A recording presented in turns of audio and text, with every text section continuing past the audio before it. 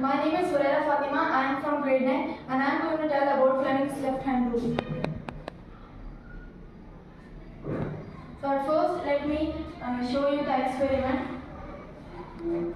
The displacement by the rod by this activity suggests that the force is exerted on a current carrying copper wire within the magnetic field, and it also suggests that the direction of the force is reversed when the direction of the current through conductor is reversed. We can use a simple rule called Fleming's left hand rule to find the direction of the force on the conductor. So it illustrated the three directions.